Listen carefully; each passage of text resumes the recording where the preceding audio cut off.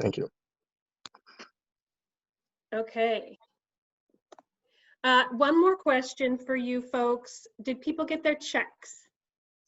Give me a thumbs up or a hand if you got your check. Yeah, a couple check. Okay, I haven't yet. good. If you didn't, reach out. Let me know. All right. We want to make sure that that comes through. Okay. One last question, I think. You know, I always have lots of questions. We're getting through it. I want to talk to you all about banking. If you can put, I see a lot of action in the chat already. All right. So happy New Year to everybody. The person on the phone is Catherine. If folks can put in the chat, please. Do you guys have a banking relationship? Does anybody have a bank they work with right now? A corporate banking? Joe does. Okay, just put in the chat if you do or you don't. Let me know. We're just curious to find out if you're set on that score, if you have more needs on that score, what you're doing. Dan, what is your bank? If you don't mind sharing. Steve, I saw your question. You guys are going to come on in the second hour for Ephrem. So it's going to be probably a little before 7:30. Does that make sense?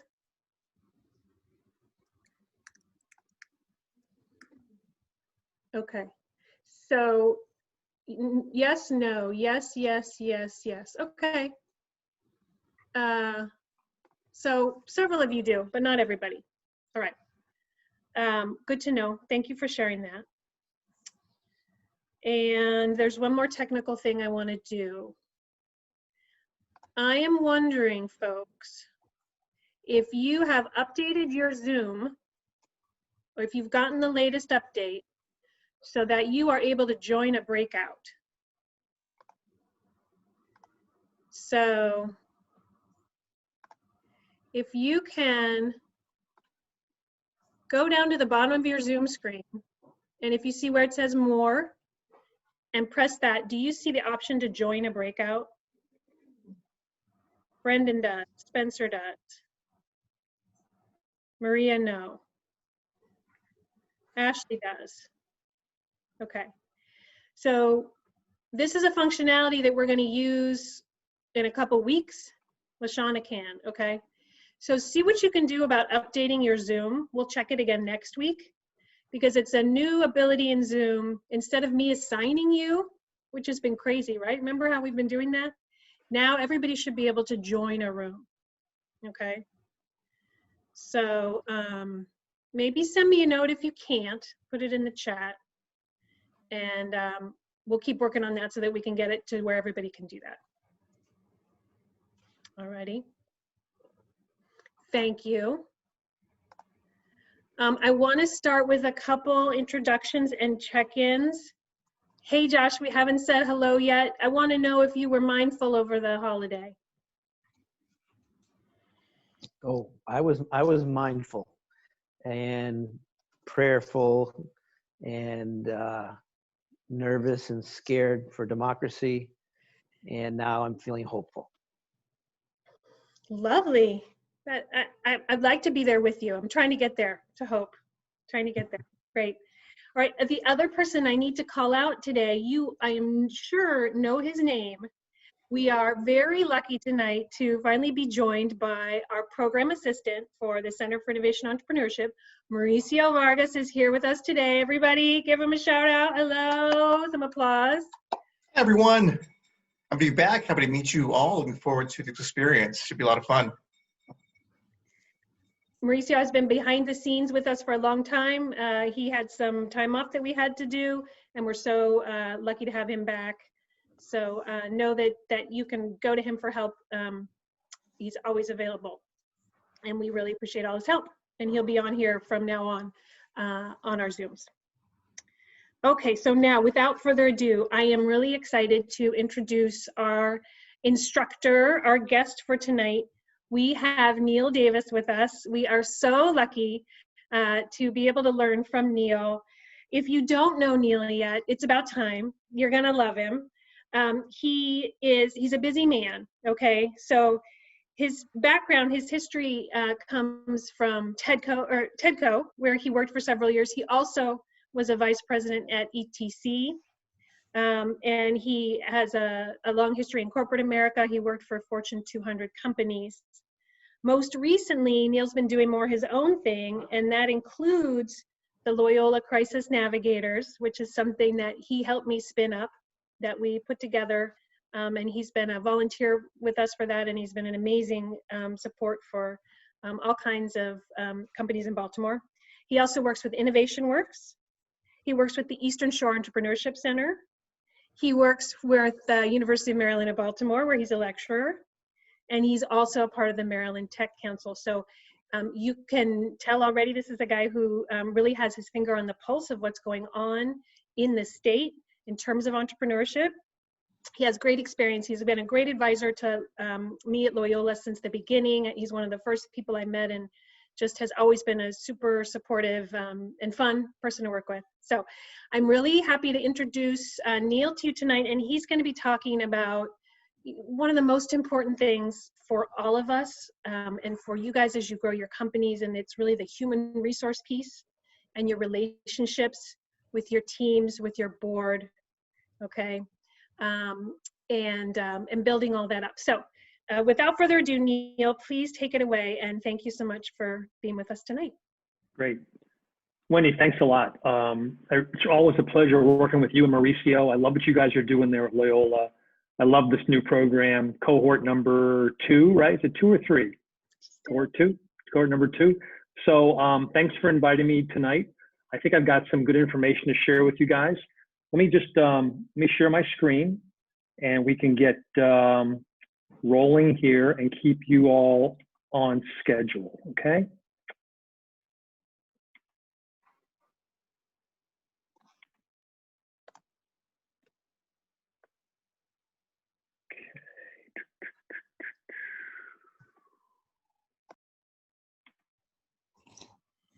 Can you all see that? Yep. Is that it? Good, fantastic. So a couple of housekeeping items. First of all, the session's being recorded, so there's no need for you all to take copious notes. You can listen and think about what I'm saying, and we can tackle some questions in the chat. If it's a really easy question, a yes, no, or maybe question, I'll try and squeeze it into the presentation. If it's more of an essay question, let's save it for the end, and hopefully we can tackle a few of those at that time. This is the first time I've done this particular topic, so I'm going to ask for your indulgence and try and be kind as we walk through this topic.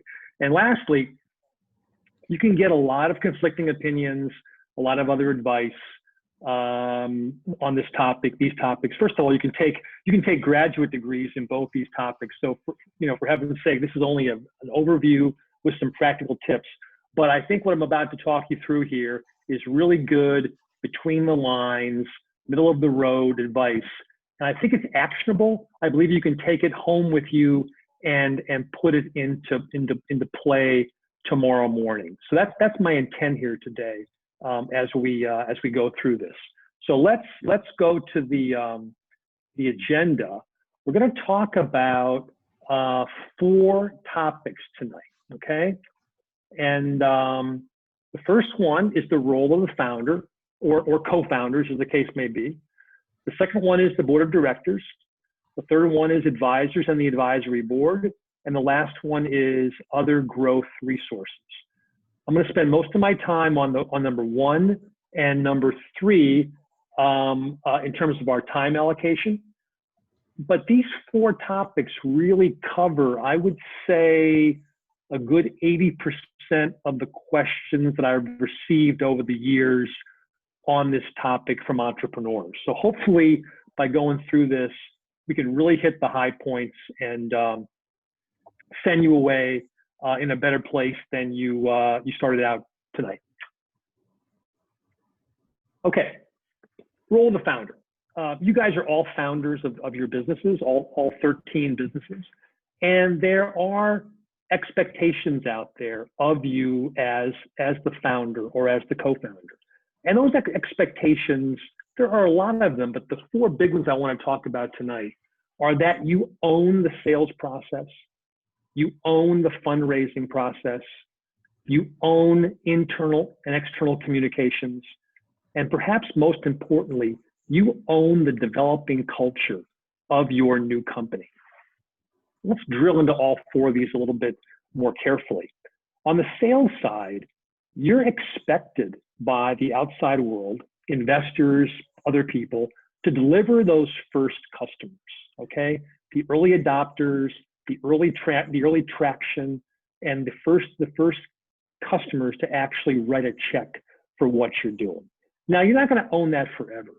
You're going to transition that when it's appropriate to what will probably be one of your first key hires, someone like a VP of sales or a director of marketing and sales, or someone who'll take this on full time and own it. Now, clearly, you'll still manage that person, you'll still interface with that person, but you'll no longer own the sales process yourself. On the fundraising side, you are going to be expected to deliver that seed round, maybe that bridge round, maybe that initial banking relationship, perhaps that critical grant or critical loan, all right? That's something that the founder or the co-founder is going to be expected to deliver. Once again, as your company grows, as it has some successes, you'll begin to share that with your C-level team.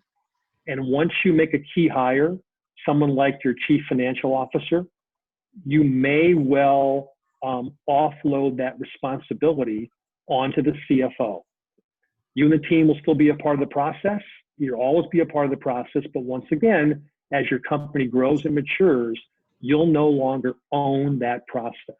But in the beginning, when you're getting started, when you're growing, that's something else you've got on your plate.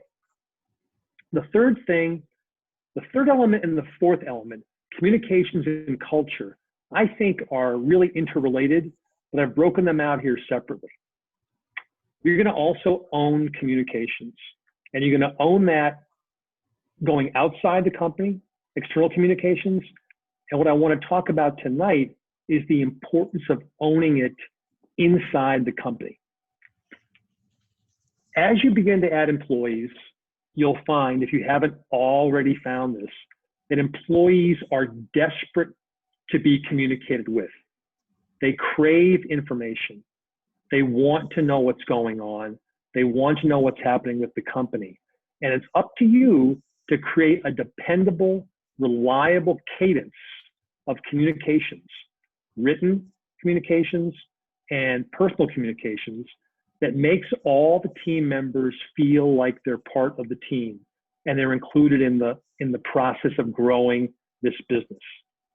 It's incredibly important that I emphasize that this communications process has to benefit you as the founder, perhaps as the CEO, but probably more importantly, the team itself, because of that virtue of the fact that that team is craving communications. Very important in a small organization. There are a lot of ways to stumble on this. And I'll give you some good examples. One of my previous organizations, the CEO was very committed to conducting staff meetings. And the company was small enough that the CEO could have that staff meeting be an all hands meeting. That's a great way to go, right?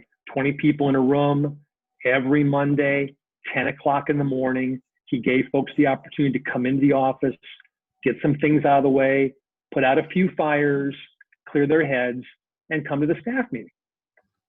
So far, so good. But he didn't communicate this meeting as being of value to the team. And he did that overtly and covertly. So I'll give you an example.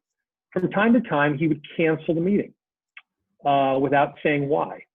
Now, if you've ever been in that situation, you know that all 20 of those staff members, their first thought was, oh my gosh, something's wrong. And they were put into a position of stress. So here he is as the CEO, unwittingly putting his team members into a stressful situation simply because of a lack of good, clear communications. But the second message that was even perhaps more damaging, at least in my opinion, was that by not asking for the number 2 or number 3 person to take over the staff meeting, he was saying a couple things. He was saying, first of all, my number 2 and number 3 team members aren't capable of leading a staff meeting. And number 2, he was saying, guess what? This staff meeting is only important to me as the CEO. It's an opportunity for you to report to me and tell me what I need to know. It's not of value to you as the team. So when I cancel it, I kind of don't care. So think about that as you develop your communications cadence, and think about the impact it has on your team members. Now, lastly, culture. Culture is critically important. You're going to be responsible as the founder for developing and communicating the culture. What kind of organization do you want to be? You've got to be aware of a few things. First of all, when your team goes home every night, they talk about you. That's the one common conversation that every team member has, either internally with himself or herself, or with roommates or family members. You are in the spotlight as the leader of this company.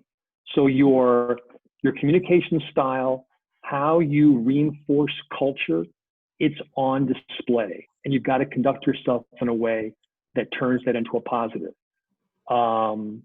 If you say that one of your company's core values is a bias for action, yet you dither and delay over really minor decisions, that's not a way to reinforce that core value of a bias for action, okay?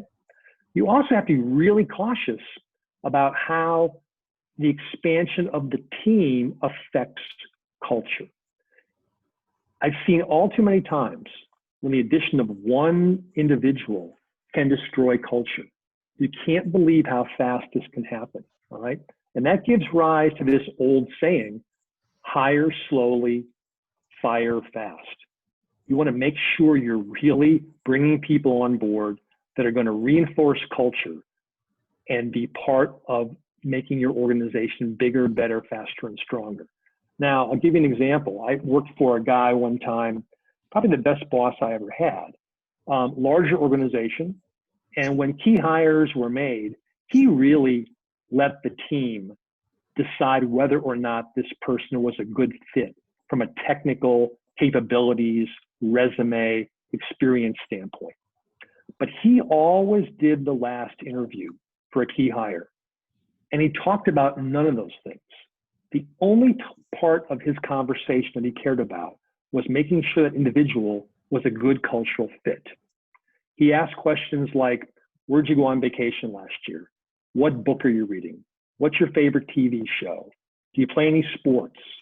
And he wanted just to elicit from this potential hire as best he could how they would fit onto the team, whether they'd reinforce culture or be a harm to culture. So sales, deliver the customers, fundraising, deliver the seed round, communications, dependable, reliable cadence that emphasizes the value of the team, and lastly, culture. That's something that you're going to own for a really long time. You'll hand off sales, you'll hand off fundraising, you might even hand off communications as your organization grows and you lose the ability to talk to the whole team at the same time. But culture is something that the founder, the leader, has to really own and be responsible for being successful with. Okay. Now, let's hit topic number 2 here. The board of directors. This is a topic that Wendy and I wanted to hit. It's a short one, but it's really important. Whether or not you have a board of directors and what that board of directors looks like is going to be determined by state law.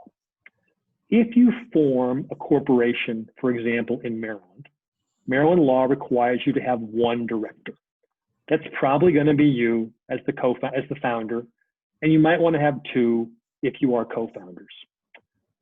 If you formed yourself as an LLC, there's no state requirement for a specific number of board members. There's only a requirement that you have an operating agreement and bylaws, and that you abide by your bylaws.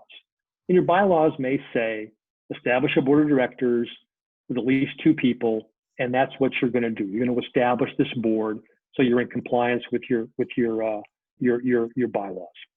Now, I don't think this is something that has to be at the top of your to-do list.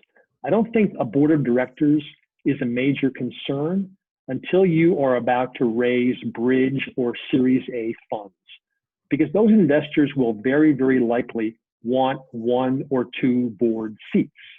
So as you're going into a fundraising process and you're relatively certain that these investors will want board seats, that's the time to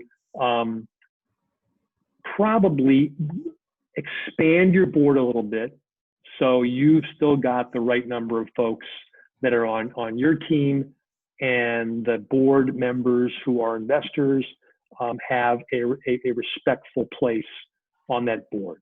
It's probably not an issue for y'all to worry about right now, but be aware of it with your advisors, with your team. There will come a time, if you're looking to raise these kinds of funds, that you'll need to have a more well fleshed out board.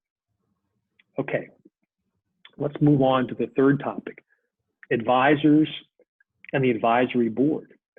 Now, no one expects you to have a fully fleshed out team on day one. They know you can't afford it. They know it's a process. They know it's a conveyor belt. They know there's a right time for things. They might expect, if you have co-founders, for example, that you know when each of you will go full-time into the business. I worked a few years ago with a really interesting company. There were 3 co-founders.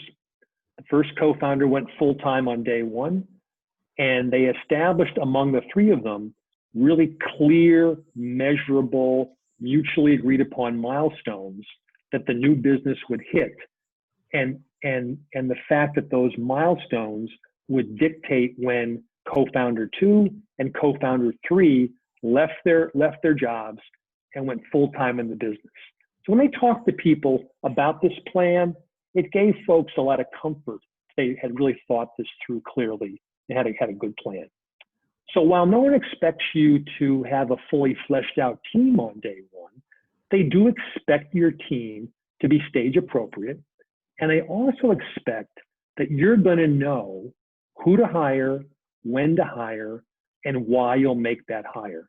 So going back to the first topic of the roles of the founders, they'll want to know when you're going to hire that VP of sales. They'll want to know when you're going to hire that CFO.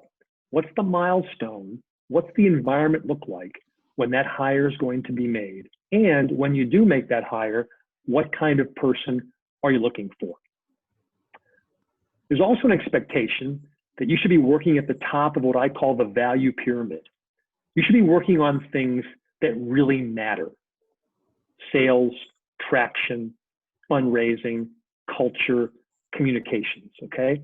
And they want you to use low or no cost resources to fill in the gaps, okay? And they also want to know that you know what to worry about. I'll give you a few examples. Bookkeeping, for example. Bookkeeping is not a top of the value pyramid item. It's important, but it's down towards the bottom of the pyramid. So if you can find a low cost, part-time bookkeeper who'll do light accounting via QuickBooks Online, that's a great solution. And that's a stage appropriate solution for a young company, okay? And if you do this wisely, you can begin to fill in these gaps with advisors and with resources available in the community from entrepreneur support organizations. LaShawna told us a few minutes ago about how she's using a real estate advisor.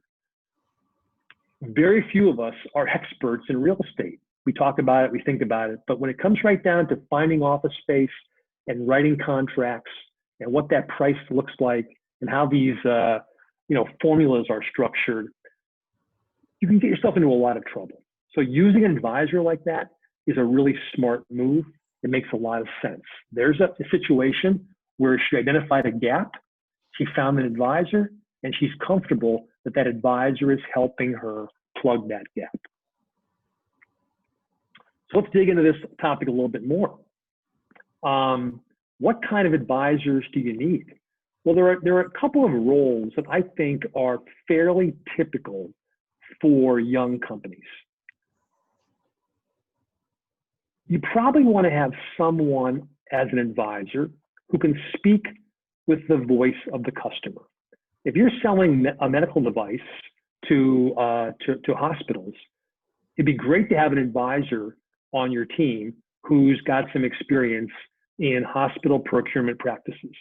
Okay, so a customer advisor is great.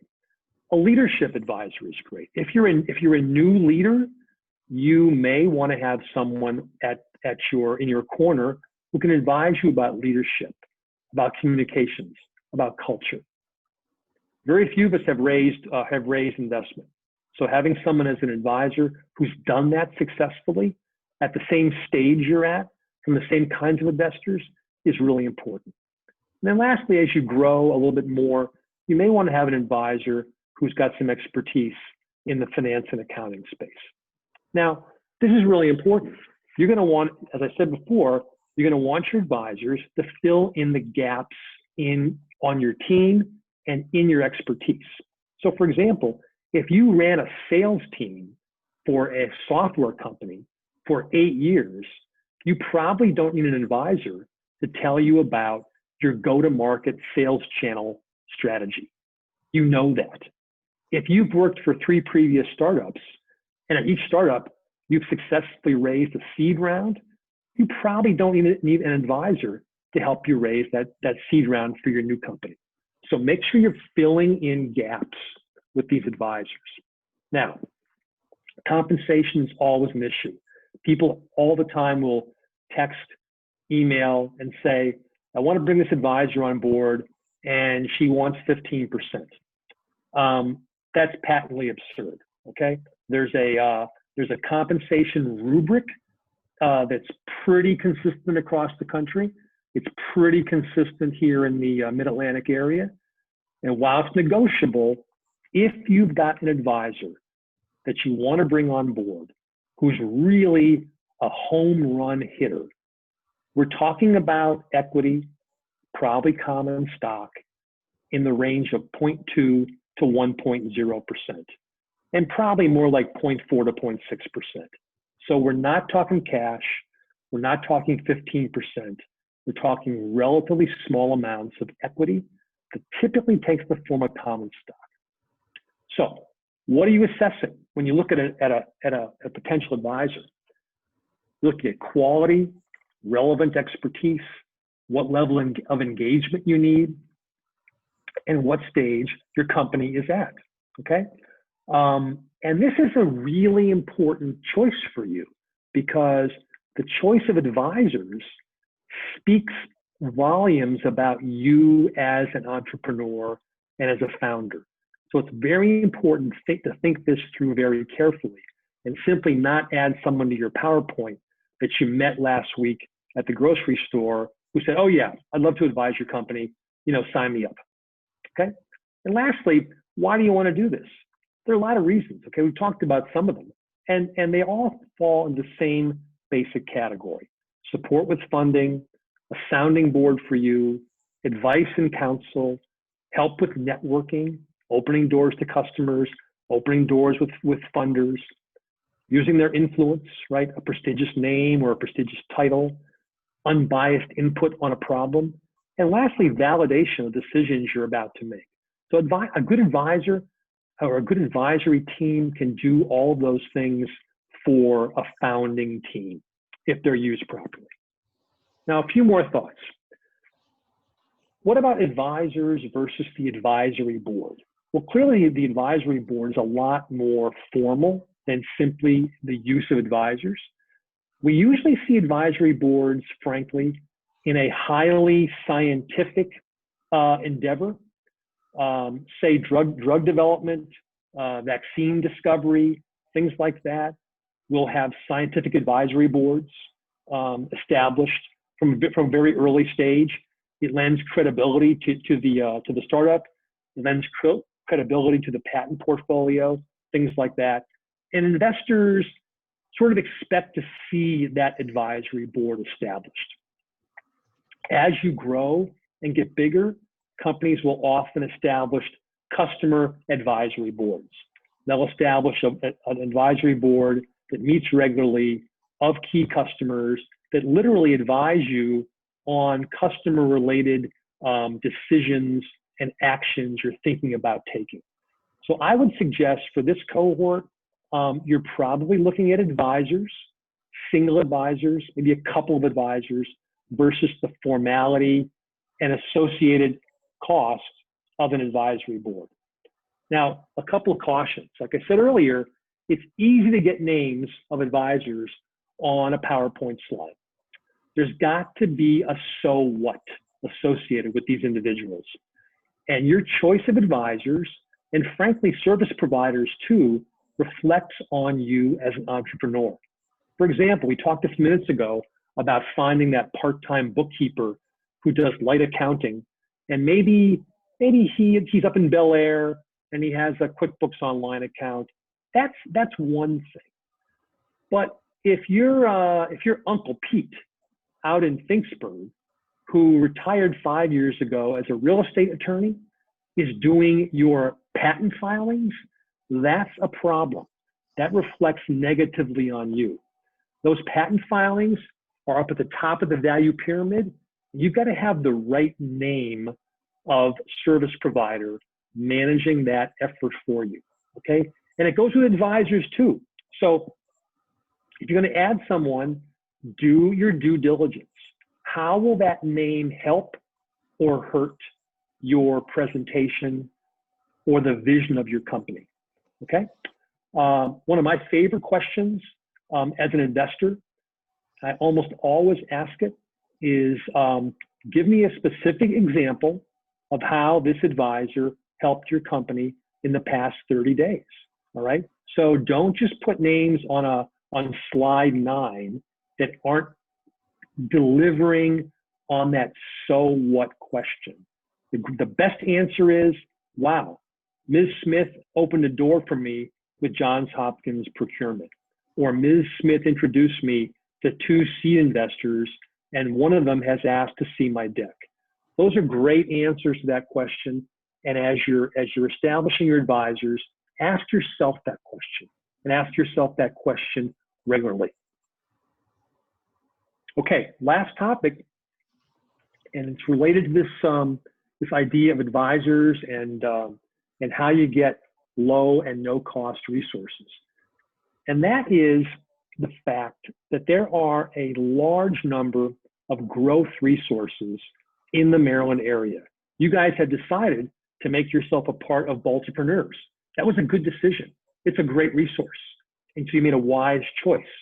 There are incubators, accelerators, startup studios, and co-working facilities all across Maryland. And the secret is here, you guys are in the driver's seat, okay?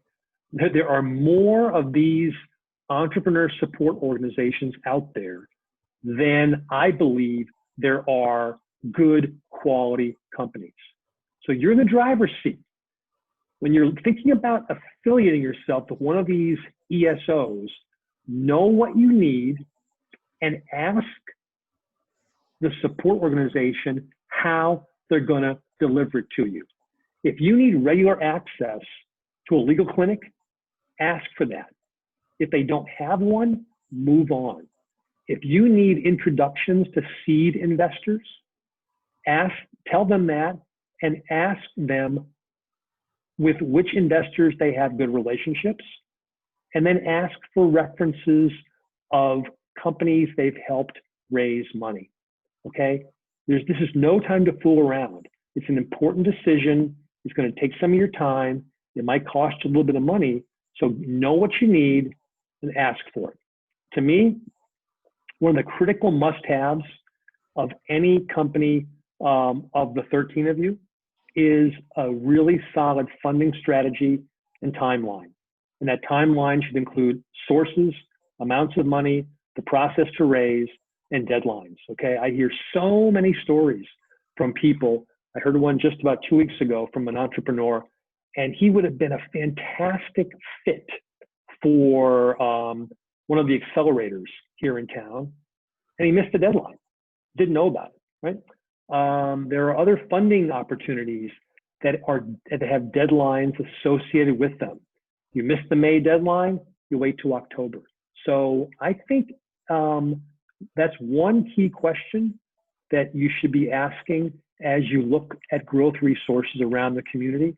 Can you help me develop a funding strategy and timeline? Or you can show me one you've done for one of your current companies. I think it's a great question to ask.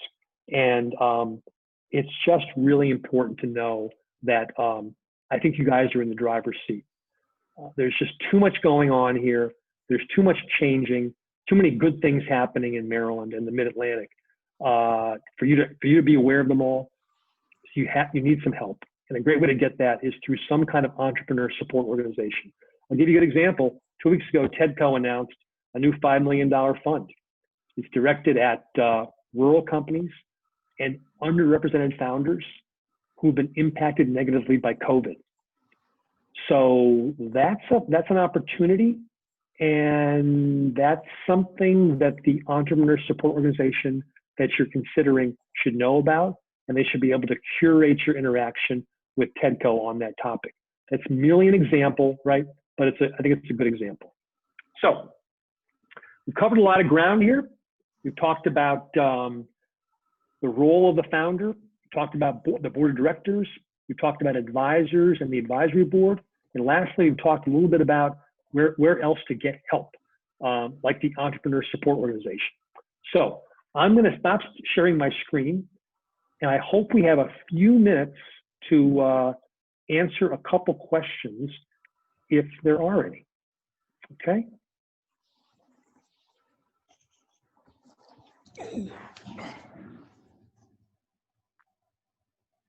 So who's got a question? Joe. Under the advisory category, Yep. I assume that technical capability and technology understanding would be one of those types of advisement roles that you might want to bring to your company if you're a tech company. Joe, it could be. I'll be honest with you. Normally, we like to see someone resident on the team who really owns the technology. Right. But there are just numerous opportunities when that's not enough, and that's a great time to look for a good advisor who can flesh out the gaps in the team's expertise. Yep, you're absolutely right.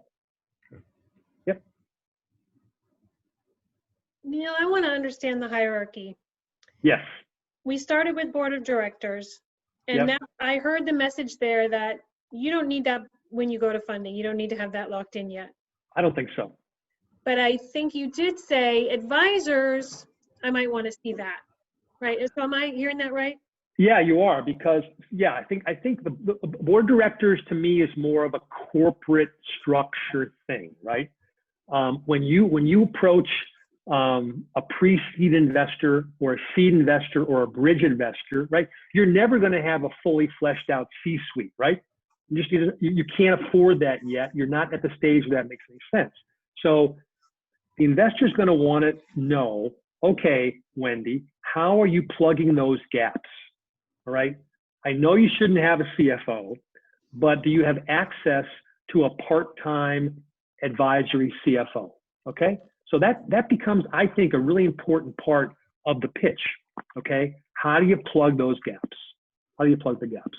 And then the flow might be that when I get some funding, Yeah. that advisor becomes becomes my CFO. I hire that person. That is like, that's the perfect storm. Okay. I mean, that doesn't always happen, but it can happen. I saw it happen with a company that many of you may be familiar with, called Emoca. Okay. Emoca Health, founded here in Baltimore back in 2015. They've been quite successful over the past few years. And they worked with, good example, they worked with a part-time CFO who was provided to them by a TEDCO program, okay? So it didn't cost them any money, and it was a very valuable resource. So once TEDCO's funding ran out, this individual had hit it off. The cultural fit was great, and he became the interim, and then the part-time, and then the full-time CFO. That's the perfect storm. If you can make that happen, you've hit a home run. Okay.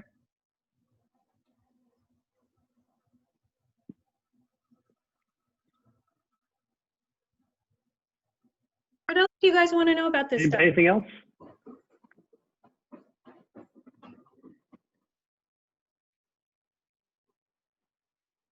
Let me check my notes, make sure I didn't miss anything.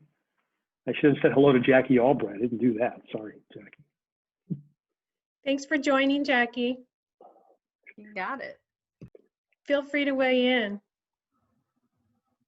A lot of you had questions about boards, and that's why we made sure to bring this topic in. So if you have, specifics, Let me hit one, while people are thinking, let me just hit one more topic. And it's not a topic, it's an issue. It's really, really important.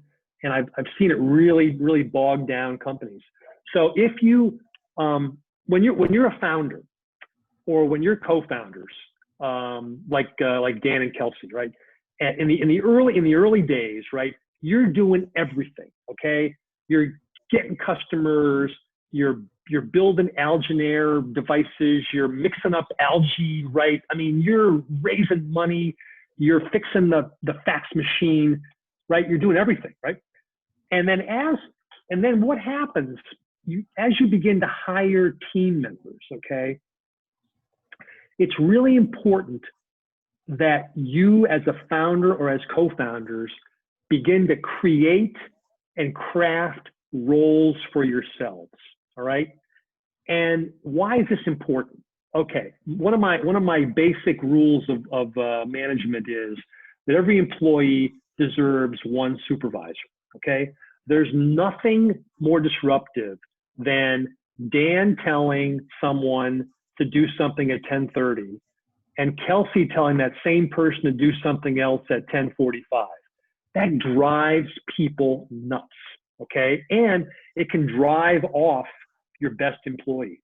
So there comes a time when you're gonna have to decide, I'm no longer everything. I am maybe I'm the CEO, maybe I'm the chief technology officer, maybe I'm the chief revenue officer, okay? You have to put yourself in a box so you don't drive your employees crazy, okay? And that touches on culture, it touches on the role of a founder, and it touches on just being smart, plugged in managers, okay?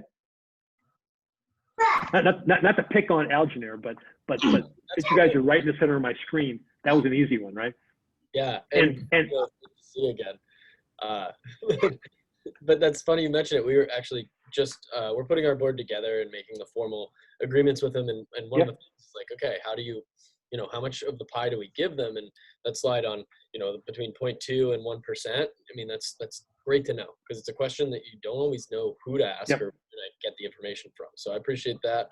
And with that, I mean, we usually stay in our lanes, like naturally without like personalities gravitate to different responsibilities, which is fantastic. And yeah, there's been some times where we've had to like formally write down our responsibilities, and it's a good like.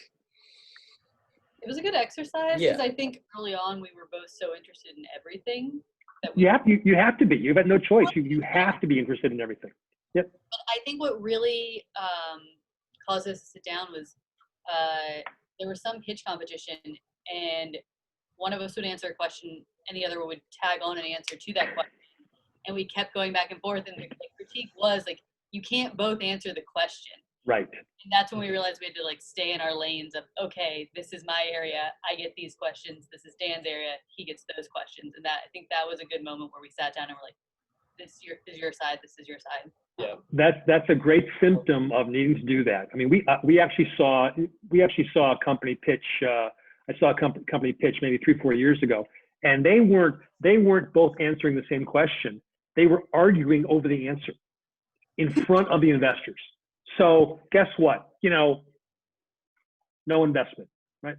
So we worked with a really good company. They were in the Tedco portfolio down in Silver Spring, and they were having a lot of success, but they could not get out of the mode where each founder was doing everything. It was driving their team crazy, and frankly, it became a limit to growth. So we finally helped them get an executive coach who worked with them for like 6 months on how to define roles, stay in lanes, and stop driving the team crazy. It's a huge issue, but it's cultural, it's communications, and it's a role issue. Okay? Hey, well, great evening, Mr. Davis. Thank you so much for your presentation. When I tell you it was definitely rich and full. Good. Just happen to be 2 nonprofit organizations a part of this cohort. And you seem very knowledgeable, but I don't want to assume, so I'd much rather ask the question. Besides like the obvious difference for like a for-profit board and a nonprofit board, how would you say that they operate in likeness, and what is like the major difference that you would see between the 2 boards? That's a great question. Honestly, I don't see that there's a lot of difference, right? I mean, I've worked at nonprofits, I've worked at for-profits, right? I think that the executive director or the CEO or the president is looking for the same set of advice, counsel, input, and oversight in a nonprofit board and a for-profit board. There could be some nuances, but honestly, it's about the same thing. And I think maybe even in a nonprofit board, I think perhaps the quality of the board member and their expertise maybe even a pinch more important, because it might give the nonprofit more cachet than it would in a for-profit company. But honestly, I think it's kind of the same thing. I really do. Okay, so for some of my colleagues who they might be thinking this but not sure. So like, let's say I was a startup, tech company. Yep. Because I know like in nonprofits, there's usually like a certain criteria in which each executive director is looking for. And it's usually based upon whatever your mission is, and that's how you kind of recruit, right? You want a person that kind of coincides. So if I was a for-profit tech company, what are like the key ingredients, or who would you actually be out trying to recruit to develop this board, and exactly like what steps would a person take in order to develop the board? Yeah. Well, I think it's gonna be different at different stages, right? So if you're at the early stage, you're gonna want a relatively small board that's manageable. You're gonna want board members that get early stage startups, right? You don't want a bunch of corporate Fortune 100 guys on this board, because they won't be able to appreciate what it is you're going through. So the people you recruit have to have startup sensibilities, and they've got to have expertise and experience that acts as like a force multiplier for you, right? So they've got the customer, they've got the fundraising, they've got the go-to-market, they've got the technology expertise. You want board members at the earlier stage that help you function as a bigger, better, faster, stronger founder. Okay. Now, as your company grows, right, your needs change, right? You're gonna be chasing big names and prestigious folks, things like that. But at the early stage, you really want people that are going to help you fill gaps and make decisions. And you're going to want to make sure that that board is very diverse, okay? Because that is a cultural core value that you can reinforce for your team and the outside world by choosing a diverse board. Really important. Okay.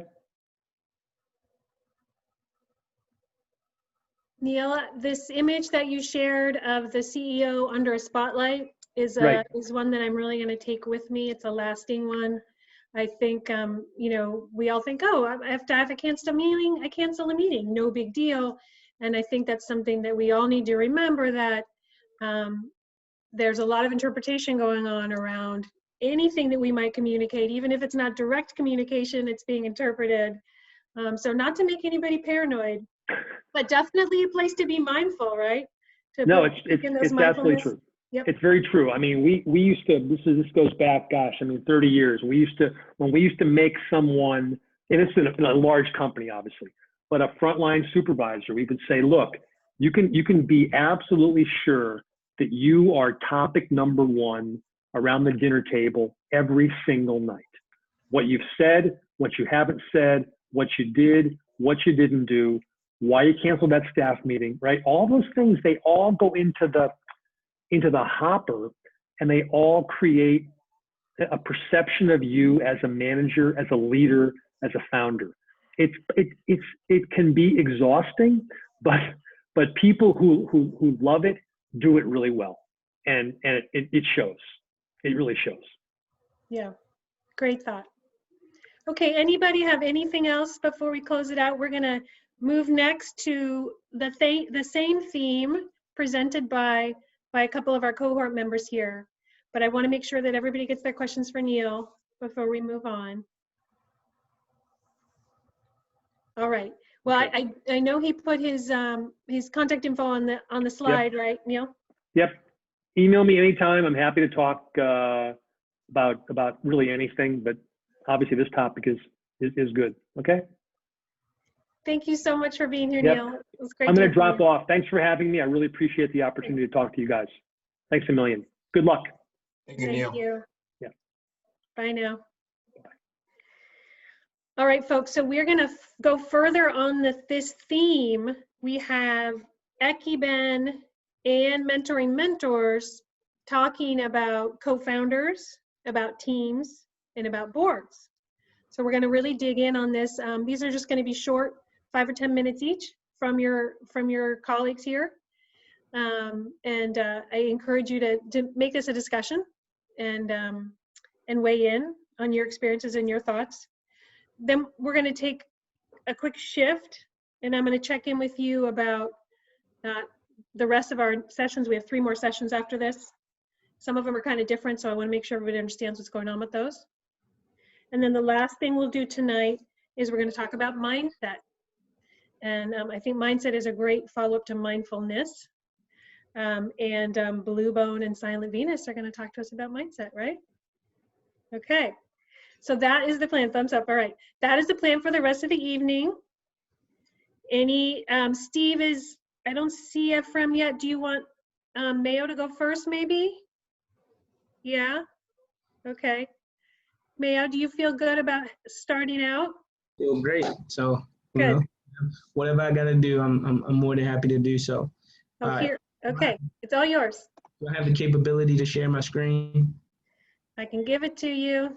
Please. Hopefully this works. So as of lately, guys, just a little disclaimer. Whenever I share my screen, my kids say that it's blurry, like they can't see. So I've been playing around with like the functions to try to make it better. And so hopefully it works. If it doesn't work, please forgive me. So let me go to the top.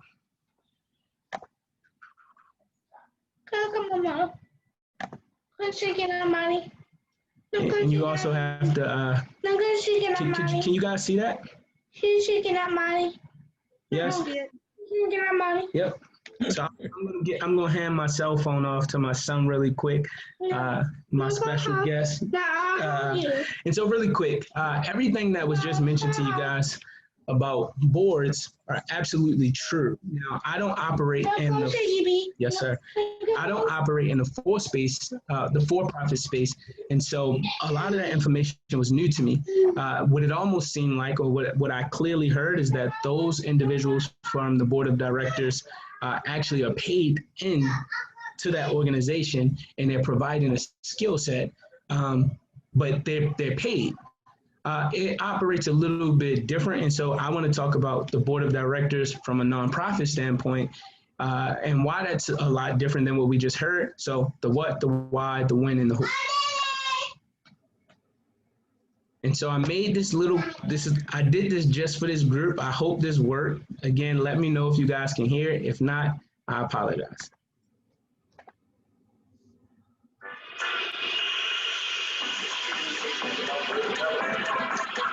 I wanted to share my thoughts really quickly. All boards should start with at least 3 members. Yes, I know what you're thinking, but what are the roles of the boards?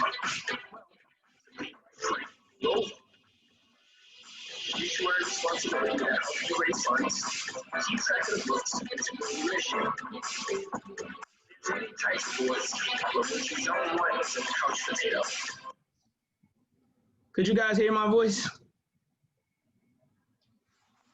Yes. Mine was garbled. Okay. A little. A little? All right. No worries. But the text is working.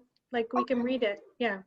All right. So pretty much the framework for, didn't mean to do that. So a lot of times, especially in a nonprofit space, you'll have a founder that's very passionate about, delivering services to the community, but don't really understand how boards operate. I was very clear that when I developed a board, that I was pretty much recruiting my boss. So yes, this mission exists inside of me, but the board is literally there to help govern that nonprofit organization, which means that my mission no longer belongs to me. It's a community mission, and the board is supposed to do their due diligence to vet the best person to carry on that mission. A lot of times, executive directors or founders or CFOs or CEOs, they don't understand that because the mission is about them. However, when you start a nonprofit, Maryland law says that you should at least start with 3 board members. Ideally, you're not going to have the big wigs, just like Mr. Davis just mentioned. Like you want to recruit someone that's really like-minded and have a specific skill set that you don't have. So you don't want the same identical piece. And so when I looked at a board and I said, well, actually, what is a board? It's individuals who really hold and oversee the activities of a nonprofit. And why is a board needed? Really, in nonprofit sense, is really to oversee the fiduciary responsibilities. People are entrusting you with, their money to carry out a certain program, to carry out your mission. And a lot of times what can happen if you don't have someone to hold you accountable, those monies can be misused or mismanaged in a way that it doesn't allow for that community to be properly served. And so the reason you need a board is for oversight of that. Yes, your board is like, so when I, in the YouTube video, I said it's different types of boards. So some people have a board that just simply fundraise and they're more hands off and they let the executive director do all of the recruitment, do all of the program and operations. But then other individuals have a working board. So those individuals might sit on a board and they're not paid for their role, but they have a certain level of expertise that they give to that organization in order to expand its mission. And a lot of times with our boards, and to my knowledge, and I haven't met any nonprofits, most of our board members actually buy in. So there's a fiduciary responsibility. So like for my board example, there's $1,000 a year fiduciary responsibility. And again, why is it needed? One, it's a Maryland state requirement. You shouldn't be starting a business or at least a nonprofit if you have no oversight. Again, nonprofits are usually to expand and to help the community.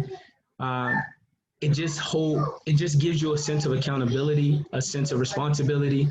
And then it also takes a lot off your plate because, again, when I first started, you wear multiple hats and you can try to do it on your own. However, you'll do more damage to the community than you're actually doing good. And so when you have a board, it's really their responsibility to keep you grounded. I've seen a lot of people lose themselves in nonprofit work because it's not about the money. It's not that type of game. It's more about, hey, this is a need that I see and this is how I want to fulfill it. But we also know that the reality is everything has a price tag, right? You just can't go out and serve without having some funding coming in to be able to help your work. And so, you know, when is a board needed? At the beginning. Like as you're following your paperwork, you should be thinking, who should I be recruiting? I know for me, I initially thought like, hey, I needed people that had, you know, really great companies, really big names. And I was completely wrong about that. What I learned is that, no, I want people that are tied to the mission. They believe in the mission and they believe we can grow the mission. Yes, they're going to provide resources for sure to help start the organization. But at the same time, they're going to spread the word because they understand that, hey, Mayo is capable of doing a certain amount of things, but it's my job to also share the work of this organization to expand the mission. So I should be sharing via LinkedIn. I should be sharing at work. I think Mr. Davis said this. He said that when people go home, they should be talking about your organization. It's no different with your board. When they go home, they should be talking about your mission. When they are in meetings and your organization or a likeness of conversation come up. So maybe someone is talking about mentoring. That board member should be like, hey, I serve on a board and this is what makes us different and this is what we do. So they pretty much become walking marketing tools and connectors. And so you always want people that really can share in your work. And what I've learned is that there's about 3 different types of board members. So though you have those board members that believe in you, right? And they love you. And they love you so much that they're connected to the mission, but they really don't believe in the mission. Then you have people that don't really believe in you, but they believe in the mission. And because they believe in the mission, they want to see you do well.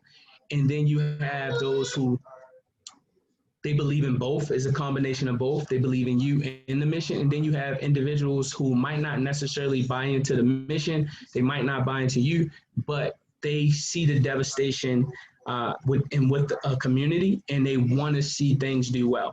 And that's usually what I've ran into. And so the people that I usually recruit are those who really buy into the mission and those who really believe in me. And so this is pretty much our organization structure. We're still relatively young. We're still relatively small, but our board of directors, they're the overseers. And then we put our youth and families in the middle because our board of directors they're there to make sure that we are uplifting our youth and our families. And that's what they hold us accountable to. And then you have me as a servant leader, and my job is to go out and fundraise and to make sure everything is happening. I do a little bit of program oversight, but usually we have a program coordinator or a volunteer in that role to make sure that our programs, our volunteers, and our mentors are being properly trained. And this is just some pictures of all of our board members. These are the great people in which I have found, and to be quite honest, none of them I knew personally besides this young lady, Rachel Lewis, that's in the middle. Outside of that, everyone else was invited via another board member. And then we have a student and a parent, which is in the right-hand corner. So we have a mom and a son combination because we understand that their voices matter. We need representation of the community in which we're serving. So parents should be represented and students should be represented. And so we're super grateful. And out of our board, everyone has a different skill set, but the thing that's in common is everyone has the same passion and everyone wants to see us win.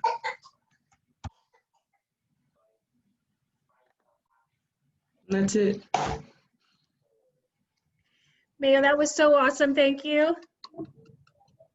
And everybody, I really wanted you to hear this from him because as far as I know, I don't know if anybody else has a board of directors yet, right? But since he's a nonprofit, he does have one, and it is a huge job. And it takes a lot of high-level leadership skills, right, to manage a board. What was that, 12 people you got on there, Mayo? Well, we have a total of 15, but somebody didn't submit their bio, so they don't have a biopic. Okay. But yep, we have 15. Yeah. So that's a lot of people to manage. It takes a lot of relationship skills to manage that. So I think that you guys really can go to Mayo for guidance on how to do that well. It's something he does really well, and he's obviously already figured out the board of directors has this kind of role.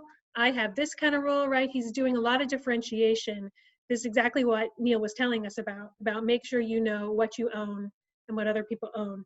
And then the other thing I want you guys to think about is you need to go join a nonprofit board at some point in your lives, right? Maybe not now. If you can now, great. But once that company gets launched and you're on your track and you're making oodles of money and you're giving back to the community in that way, you also want to give back by getting active and serving on a board. So please keep that in mind. And so do folks have questions for Mayo before we move on?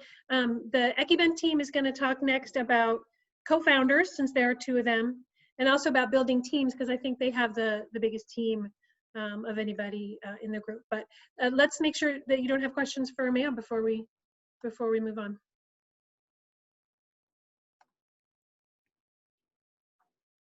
Okay, you guys are a little quiet tonight. I know it's been a long year already.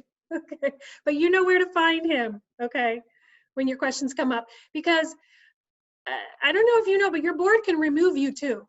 All right, whether that's a nonprofit or a for-profit. So you gotta make sure things are going well there. It can be dicey, and there are a lot of stories out there. So this is something you really want to be paying attention to. All righty, so I'm thrilled. I think we have both the Ephrem co-founders, and we'll see how they split it up. Hey guys, so I'm Steve. And I'm Ephrem. We never use Zoom, so like, please forgive us. So first we're gonna talk about like co-founders. It's really not that hard. It's not that complicated. You find a couple of people that you get along with. You make sure they have the skills that you don't have, and you make sure they're really hardworking. Like, if you're like, oh, me and my best friends want to open up a business, and you got one friend that's like really talented but really lazy, you don't really want that friend. Yeah, and just making sure like everyone has different skills that benefit each other. It's pretty much like that simple. Ephrem? Yeah, can you guys hear me very well?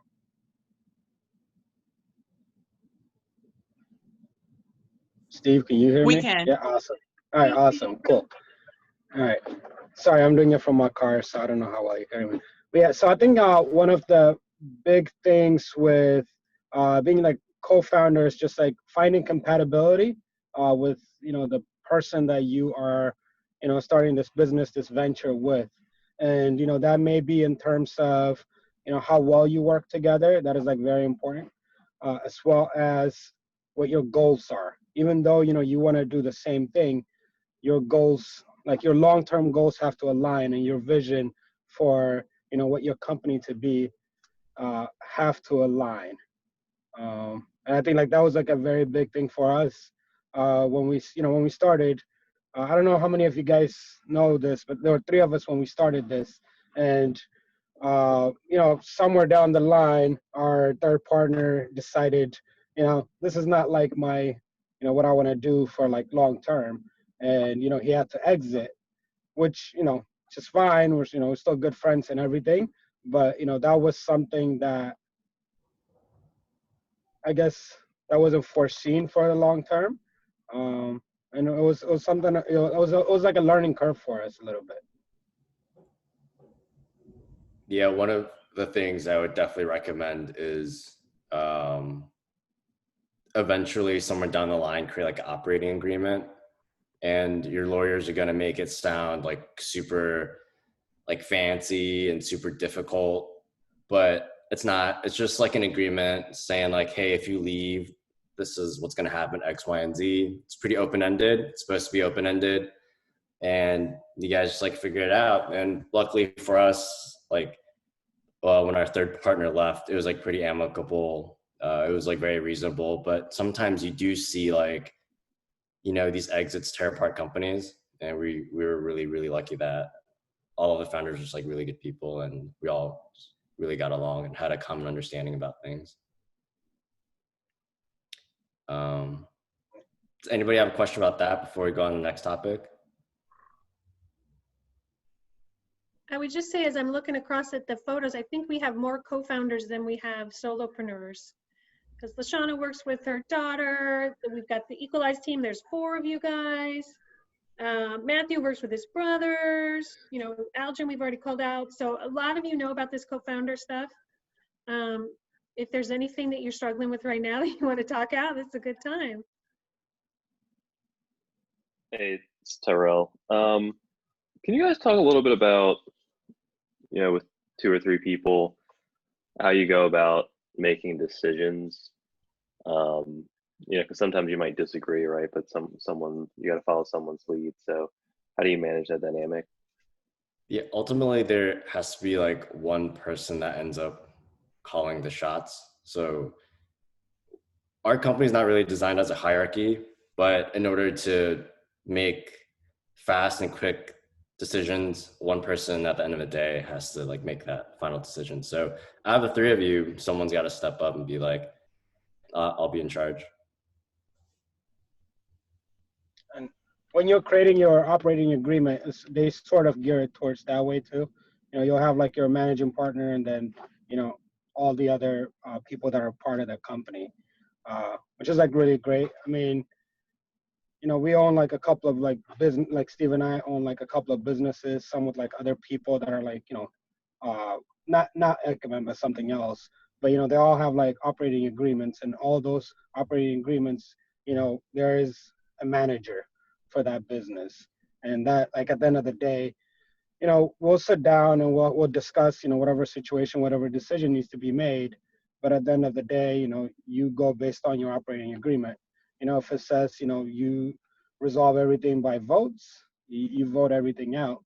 But, you know, like most of the decisions that you're making that is really like driving your company, they're not voting decisions. You're not going to sit down and vote on every single thing. So somebody has to be able to make those calls.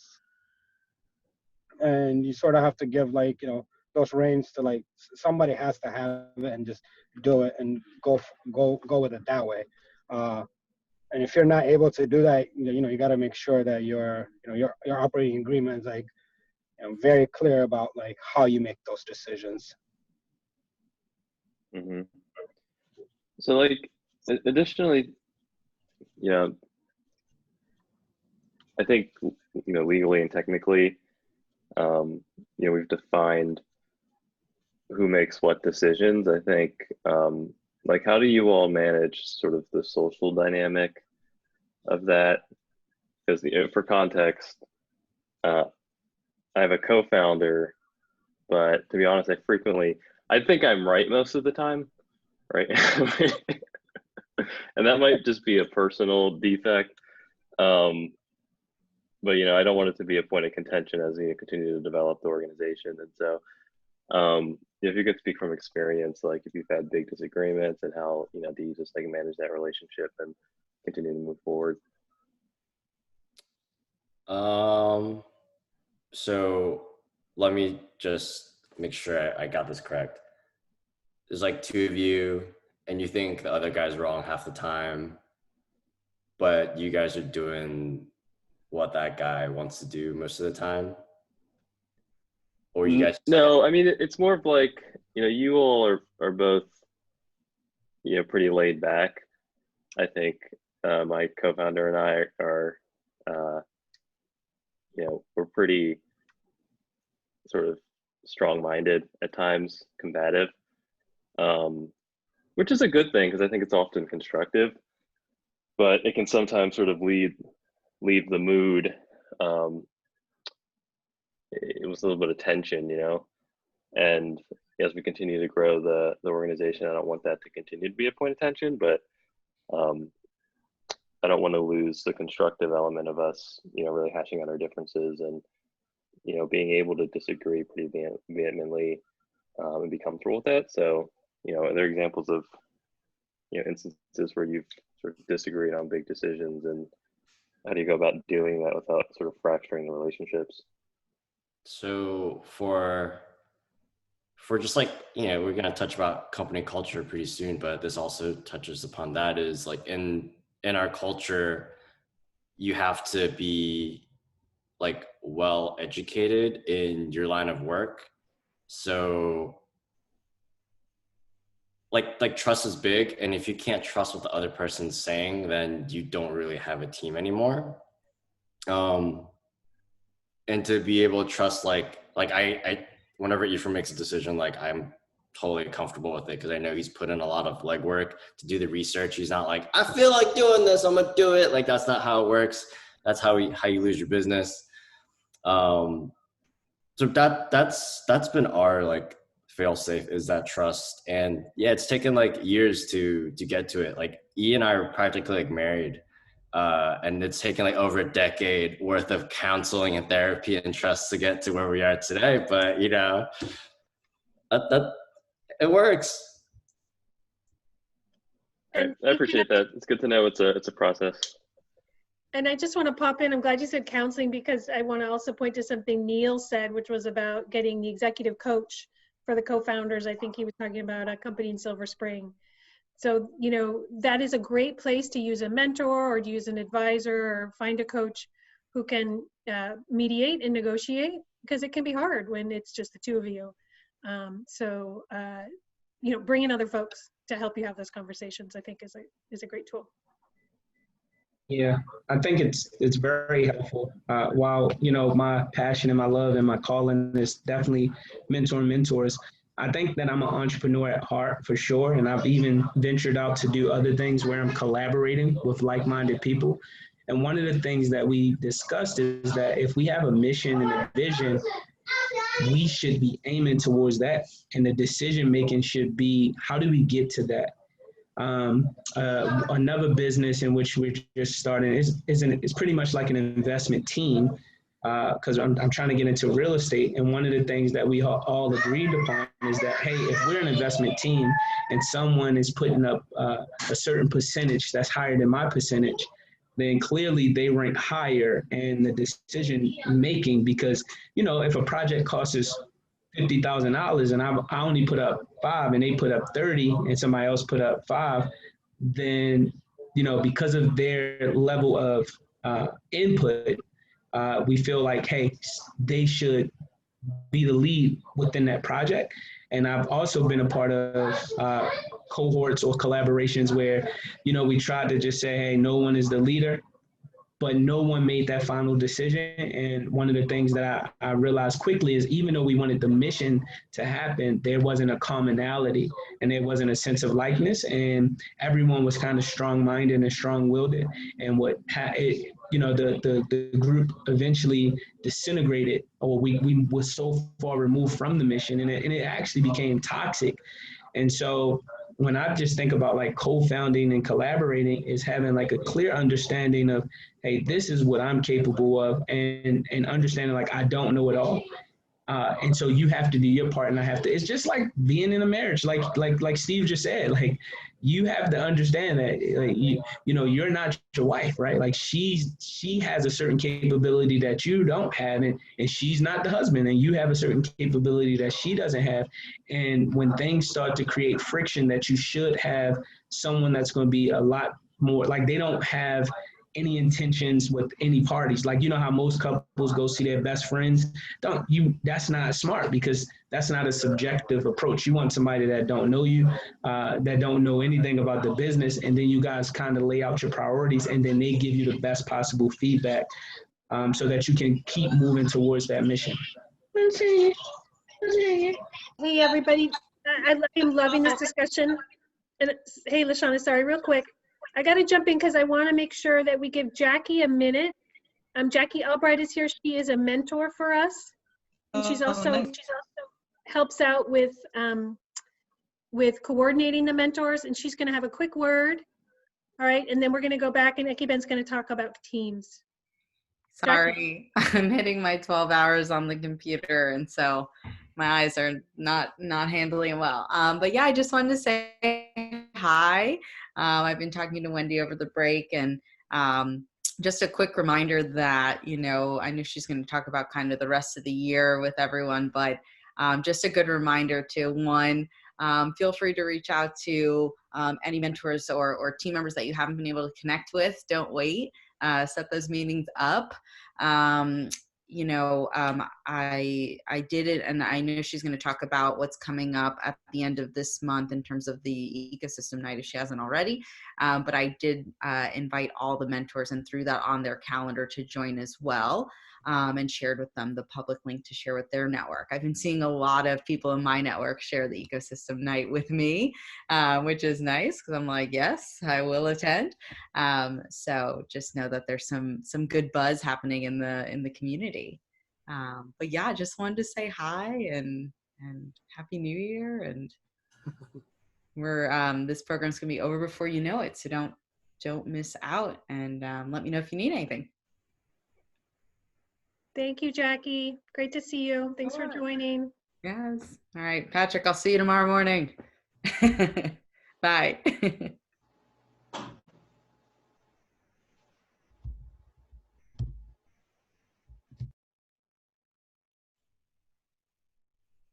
Steve, it's all you. Oh, okay. Yeah, you want to talk about how we hire people and like make them miserable? Yeah. Team building. So we have 50 and change employees and team members.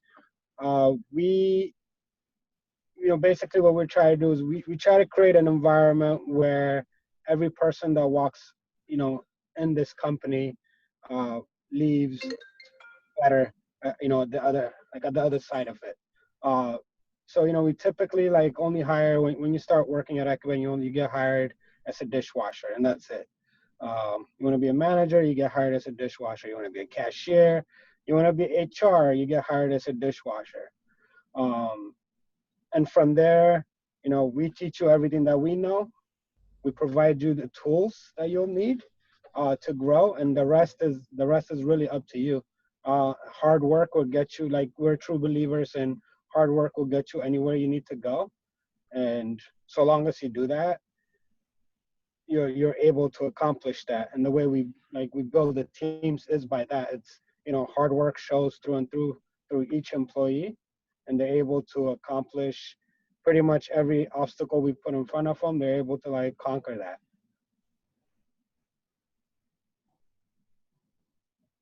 Yeah, I was just gonna jump in. Really quick. Can I ask real quick? Did you say if I applied as a cook, you're gonna start me off as a dishwasher? Is that what you said? I was trying to make sure I got that right. I'm sorry, can you repeat that? No, were you saying if I applied for a cook, you would start me off as a dishwasher, or were you just saying you just start everybody off as a dishwasher? I wasn't tracking. Yeah, so we don't hire. Yeah, we don't hire any man. Everybody starts off from the same position as a dishwasher, and then everybody else you rise up from that. Oh, okay, that's a good idea. Okay, I wanted to make sure I heard that correct. I was just gonna say, I think it's super unique, and it's obviously working for y'all and your brand and your restaurants because y'all are killing it. And I think it's especially unique because you look at a lot of startups or you look at a lot of businesses that are kind of building from the ground up, and when they hire kind of like what you were talking about, Steve, with the co-founder aspect, where you have people that complement each other's skills. They hire in areas where there's hurt or where they need help or where they're really struggling. Whereas in your sense, and in that case, that can be helpful. But I think in sometimes, like Neil was talking about, culture starts to dissolve. Whereas I think where your model is really innovative is that you're making sure every single person that you hire is willing to adhere to the Ephrem culture and kind of serve their time and understand from the ground up. And I think there's true value to that. And I think a lot of people may raise eyebrows at that model, but I think like obviously it's been successful for you, and I think it's a fantastic way to kind of build a brand and build an internal culture, especially. So I just wanted to highlight that. Yeah, like Elon Musk talks a lot about how like when someone in the company goes, yo, I can't do this, Elon will just look at them, do their job for them, and fire them. We do that every day. Like, I can't do this. And I just look at them and be like, okay, well, I'll go do it for you. I'll show you how to do it. And while you're staring at me and not helping, I'm just going to make sure you clock out and like go home. Like, I have no room for this. This is crazy. And I think all the managers and everyone on the team kind of takes after that too. Yeah, like culture starts at the top, and we just make sure everyone's like super hardworking, super willing to grind for each other, which is big. Like hard work is the common thread in our culture. Being humble and just being hungry, that is another common thread in our culture. Like if you look at our team, it's the Breakfast Club, man. Like it looks like a high school. It's like super diverse. Like, yeah, like if they all met each other in college, like they probably want to be friends. But now they're all like really great friends. We're all running a marathon together. Like that's how strong that hard work. Steve, how do you screen for that? I mean, obviously, if you tell everybody you're gonna have to start as a dishwasher, that's a good screen, because you're the people who don't want to work hard on some level, they're gonna move on. But how else? Like, how do you know somebody's gonna be hardworking? Oh, it's very easy. So the first day, well, we're able to tell like how hard you're able to work within like the first couple of hours of you walking into your first shift. You get put on dishwasher. It's usually like a Friday or Saturday night, like the busiest shift possible. And are you able to just stand there, take directions, and work a little hard for 2 hours? If you can't do that and you're like, this is not for me. And I think it's a very good way of doing it, because then and there if this is for you or if it's not for you, right?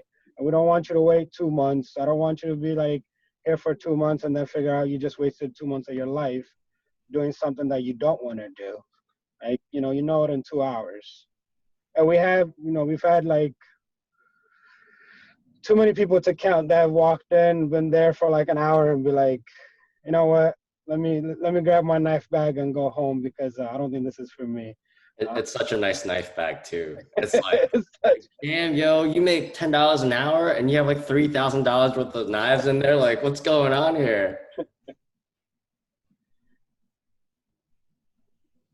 But I mean, like once you if you want to do it and you're here doing it, you have a team of 50 supporting you. Like you have a team of 50 that got your back, like day in and day out. And that's just, how the environment is. And that's how I think like, every workplace should be. It's, when we're like looking for a manager and, we put an internal post out saying, hey, who wants to be a manager? And there are like 10 people that want to be a manager. There are going to be 10 people that become managers, because, everybody's going to support you to be a manager.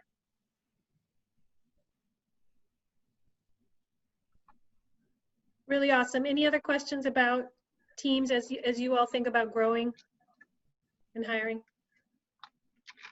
I wanted to say that for startups that are, a little less kind of like where you're doing like a tangible task that everyone can see right away, something that's a little more like computer-based or things like that. It's especially when you're working with a remote team, a mistake that I've seen many founders make in in like some of the accelerators that I've been in, and some very high quality, like very gifted companies and founders and whatnot, but sometimes they'll make the mistake of just kind of assuming, so that they basically want to treat people like they're a part of the team and expect that work ethic from them, but then also not empower them or really let them know what's going on. Like it's for example, I had a lot of friends that would freelance for different startups, and a lot of times their experience was like, okay, you're a marketing guy, do this, or like just improve our marketing, here's my credit card. and then they would just like give them the access to the account and just say go without like any guidance. And a lot of times it's, you know, as the founder, it's, you can become blind to the fact that like not everyone shares your vision or your passion, because, you know, they're not at the point where they're invested in the company or have equity points or anything like that. If, you know, you haven't like shared your vision or your passion with them and show that you're committed to them in some way, shape, or form. It's a little more with like skilled labor kind of stuff. Okay, final thoughts? Final questions?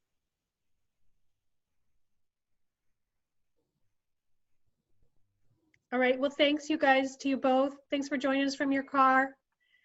Ephrem, and I know you opened some eyes with your dishwasher story, you guys. It's a really great model. And I think we should all think about, you know, how we can make that happen regardless of the model of our company. Love it. Okay.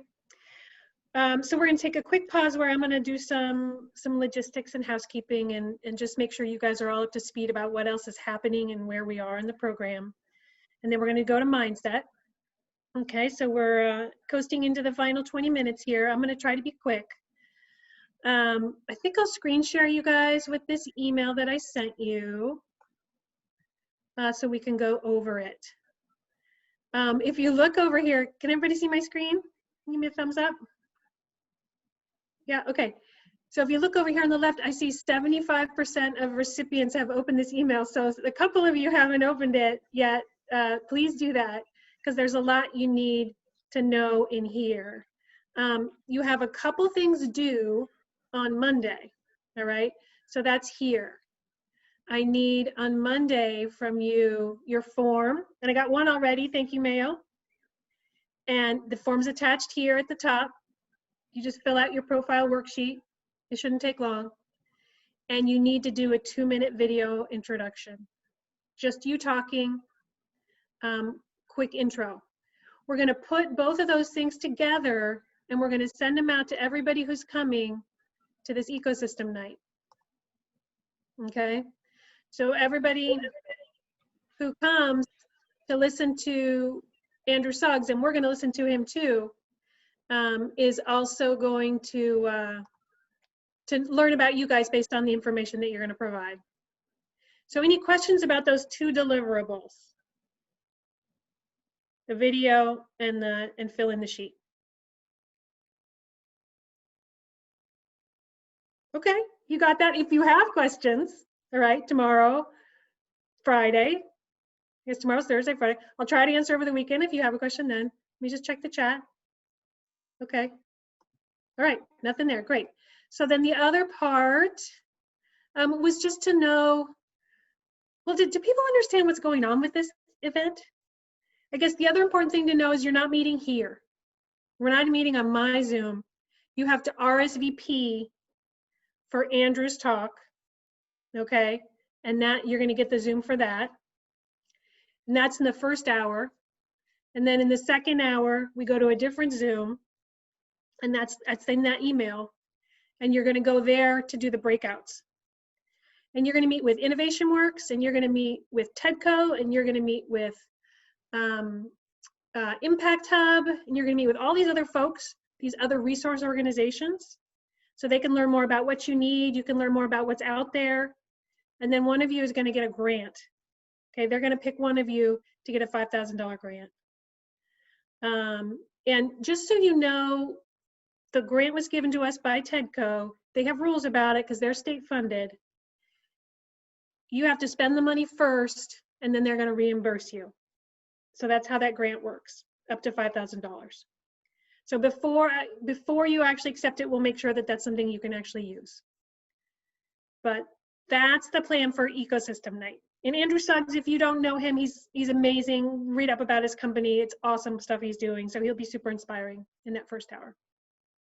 Okay, what questions do you guys have about Ecosystem Night? I have a quick question, kind of backtracking a little, but I was just thinking, I remember you told me how in the short video to talk about kind of like high level things like revenue and margins in that. Is the video, I know you said everyone's going to be seeing it. When you say everyone's going to be seeing it, is that like everyone who signs up to attend, like students, outside people, or just the people within the ecosystem? We're going to share with everybody because we are trying to use this Okay. as an opportunity to put you guys in front of everybody. Okay. Now, I can't promise you that everybody will watch it. So we're not going to do it in the time, right, during the meeting. We're going to give everybody the link. So only people who, follow up and go and watch it will actually see it. But what I will do, and why I need you guys to be on the Zoom and stuff, is I will give you everybody a chance to say hi, right? So we'll just like go alphabetically, and we'll everybody say like, hey, I'm Maria, hey, I'm Matthew, right? Just so everybody can have you turn your camera on, say hi, so that if you run into them at the grocery store or something, maybe you can recognize each other. And there's a little piece of networking in there. That's the plan. Okay, thank you. Absolutely. And this is Emmaus, the video, that's due Monday as well? Yep. Okay. I know I'm not giving you a ton of notice, so if there's a problem, let us know. We can work with you. But I will also say, we've been working on pitching from the beginning, so I think you guys got this. Okay. Cool. Well, you guys seem totally on top of this. If you end up getting into that email and you're like, wait a minute, this is not making sense, just let me know. And I apologize that there's like a lot of logistics around it. We have a lot of people helping us. There's a lot of people coming together for this, which is really exciting. And that's where we get you a lot of exposure, but it also means it's just a little more complicated than our regular meetings.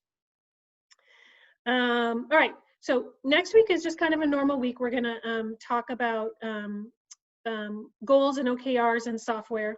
And you're going to hear from Mustafa Wahidu, you're going to love. Then it's ecosystem night. Yeah, Spencer loves Mustafa. Okay, then it's ecosystem night. And then the last night is we're going to do pitch practice. Again, so more pitching, and that's February 3rd. And that's our last night. And we'll have some kind of celebration stuff too, and celebrating each other and being grateful for each other. So that's what we have left. And then we don't have anything till April. Okay, and that is demo day. And the current plan for demo day is either April 14th, which is a Wednesday night, 6:30 to 8:30, or April 21st, Wednesday night, 6:30 to 8:30. If you have a problem with either of those dates, please send me a chat, send me an email, let me know. We can work, this is the time to put your vote in if you have an issue with one date or the other, April 14 or April 21. My hope for demo day is that we can get you all into Loyola in person with your masks on, okay? And you guys are gonna pitch in person. So we're gonna get a really big room. We might have to kind of, move you in and out, but you guys get a chance to do your 3-minute pitch in person, and we're gonna stream it. So we'll record it and we'll stream it live. If we can get as big an audience as we can safely, right, and with the approval of the school, we'll bring some people in, so maybe your mentors, maybe some funders. But for the most part, people will be watching on a screen. But there'll be, at least you guys get the experience of pitching live, and also you get to see each other. So I'm really excited for that for us in April. And again, if things get worse with COVID, I don't know how they could be any worse, but if they get worse, we'll have to pull back from that. And if you're not comfortable being there in person, we totally understand, and we'll accommodate, and we'll do something on video. So I anticipate that there may be some of you who won't be there in person, and that's fine. We can kind of mix it up. And again, you can tell me your preference around that now if you have a strong preference, or we can talk about it as it gets closer, because we do have a lot of time till April, and hopefully a lot of time for things to change, right, until then. Lastly, you will have some pitch coaching available to you in that interim in February, March. So know that that's something you can be working on, and your mentor will be available. And all of us at Loyola are available to help you too. So that, I don't want to talk a lot more because I want to make sure we have time for mindset, but do tell me if you have any questions. Question. Yes. Can you send us an email with just a chart of the dates that you just went over, sort of in one place that's easy to read? Joe, all those dates are in the Aspire. Do you ever go into that Aspire where the homework is and stuff? Yeah. Yeah, that's where it all is. It's all on Wednesdays. It's just the next 3 Wednesdays. And then we have the April. But I could probably put that in an email. I just hate to throw a whole bunch of, I'll send you an email, Joe. I just hate to throw a whole bunch of redundant info to everybody. You guys got enough to filter through. Okay. Okay, anything else before we talk mindset? All right, if questions come up, you know where to get us. Thanks for listening. Thanks for being on top of it, you guys. And let's move on to Maria and Emmaus. Do you guys, do you need a screen share or you have it? I think I can share mine. Let's see. Yeah, I can share. I'm doing that right now. Sorry, 1 second. Can everyone see this? Yeah. Okay. So Emmaus and our presentation is on the power of your mindset. Well, first, well, good evening, everybody, again, and we're excited to just kind of talk briefly about mindset and why having the right mindset is important as entrepreneurs, especially being, leaders of your business and just leaders overall. Something for me is just mindset has been a growing process for me throughout my life, and I feel like the mindset that I have today is going to help me even in the future, but more importantly, it's helped me get to where I am, right? And I know we have a little limited of time, so I'm not gonna go in depth about mindset, but I want to kind of speak on something that I actually read it in a book called Miracle Morning, which really changed things for me dramatically. It's just something how you can have a miracle morning, right? And as an entrepreneur, I feel that the way not even an entrepreneur, as just a person, the way that you start your day usually determines how the days is going to continue, right? And I know sometimes you hear that, but to me that's key, because if you start off with a positive mindset in the right direction, things can really help you out. And especially as an entrepreneur, when the day could be very busy, you could have a lot of things on your mind. I know for me, I'm always thinking, what's next, today, tomorrow, 5-10 years from now. So sometimes you can start your day and then before you know it, things are all over the place, right? So in the book Miracle Morning, there's an acronym called SAVERS, and it's something, it's an exercise that each and every one of us can do. I know sometimes you might think you don't have the time to do something like this, but it doesn't have to be long. For each of these acronyms, it could be 1 minute. If you have a little bit more time, maybe 5 minutes each thing that I'm about to go through, but you could kind of determine how much time you want to spend on each one. So for example, we could start off with, so it's called SAVERS, and we could start off with S for silence, right? And I know a couple of weeks, I think it was, the last session, well, actually the session before that, I think we kind of mentioned mindset and meditation. And meditation, of course, is something that's very important. But, starting your morning with meditation for me is very important, right? Just having that silence. If you want to spend time in prayer, it could be a breathing exercise, whatever it is. But it could be as short as a minute, just kind of breathing a couple of times, closing your eyes, just kind of taking some time for yourself just to kind of start off your day. And then, going into affirmations, affirmations is very important. You might have just your favorite affirmation that you probably want to just, read every morning. And one thing I always tell people with affirmations is how you say it. You want to say it with a positive, I guess you could say a aggressive type of excitement voice, whatever that is to you. Just so that you believe in what you're actually saying. You don't want to say it, low and, very timid. You want to be excited about it. And so V stands for visualization, and that could kind of, you could play it in the way that you want. Maybe you can close your eyes and kind of visualize how's your day going to go, or maybe how's your week going to go. But just spending some time to do that is very important. There's a lot of studies and different things that's been done of people visualizing different things, and the same type of I think it's endorphins and things of that nature of actually doing it in person or actually really doing it kind of kicks in. So there's a lot of studies done with visualization. So that's very key to do that in the morning as well.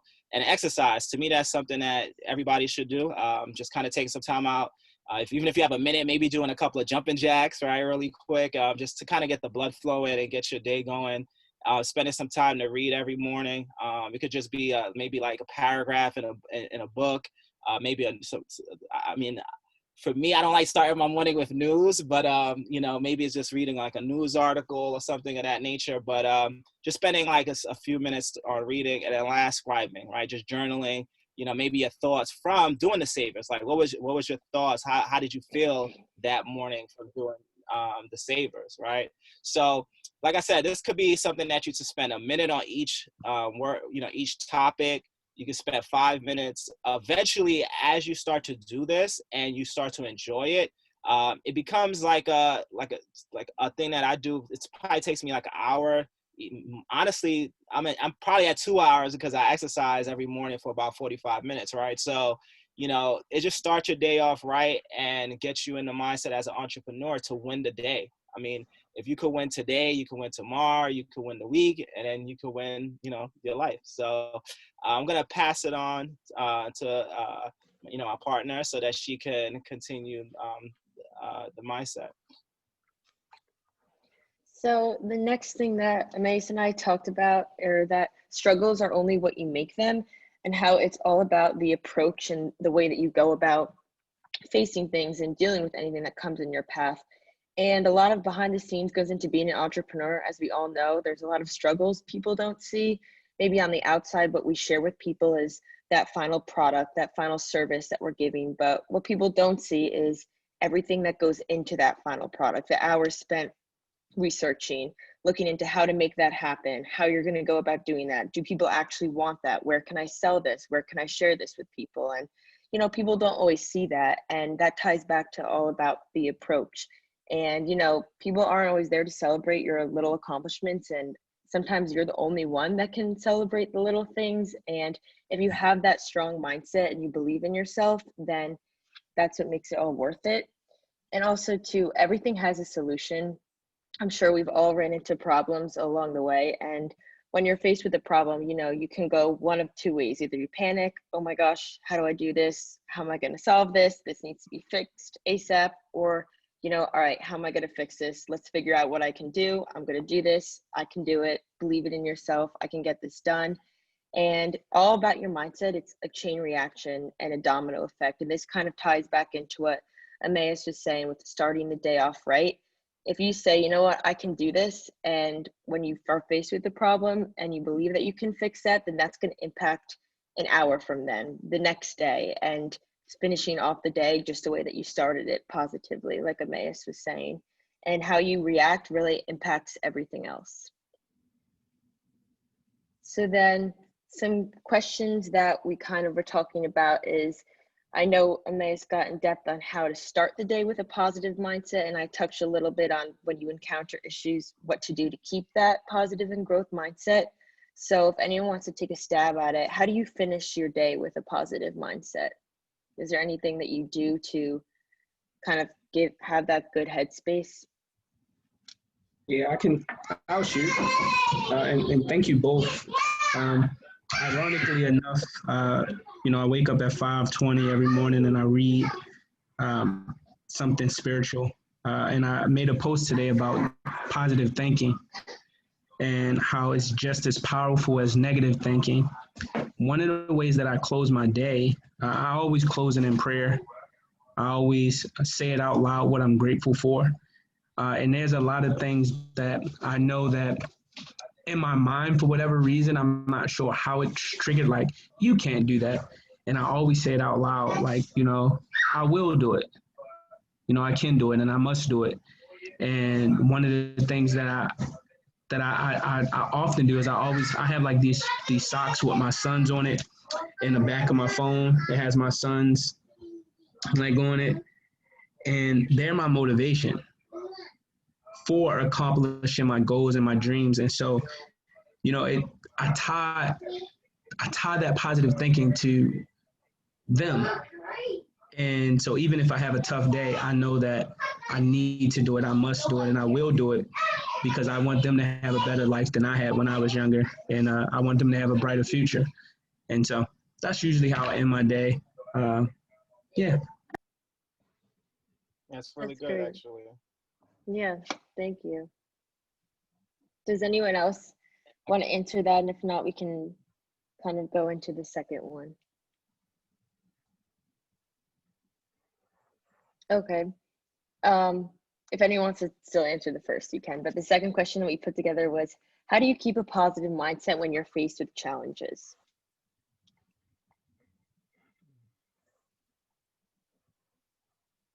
If anyone wants to. I do. Go for it, Joe. I have found, not on every occasion, but on some occasions, that challenges, particularly really big ones, force you to, excuse me, to be creative. And in fact, I invented this patented process that we have because we had made a really great product, but it was too expensive. And I had to figure out some kind of a way to make it less expensively. We had been counting on the Obama administration to come up with incentives and mandates that would require utilities to purchase bio-coal. That's what we were making. And when that didn't happen, we had a great product, but needed a way to really cut its cost dramatically. So that's where the process came from. So your challenges give you an opportunity to be creative and come up with solutions. Right. Definitely. You're definitely right with that. You know, I always tell people, just always remember your why, right? Why you got into what you're doing. And that usually helps you fight through the challenges, right? Stay motivated, stay positive as well. I too, kind of going off the why, one thing I do, this might sound crazy to some people, but I've been starting to speak things into existence.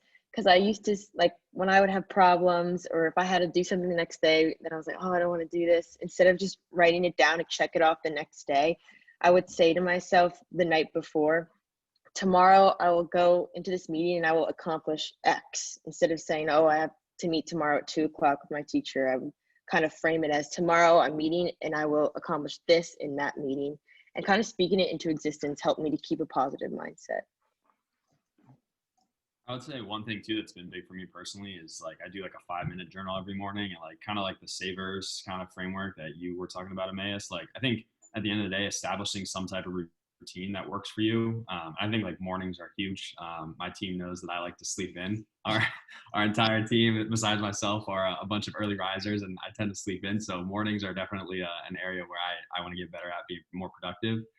But I think like routine is something that's incredibly important because, you know, you're going to face highs and lows as an entrepreneur and as you're building a business from the ground up. And it's important to kind of have that basis, you know, whether it's a starting point or whether it's closing out the night on a positive note, just to like have that routine that can kind of be faithful for you, ride kind of the roller coaster of building a startup.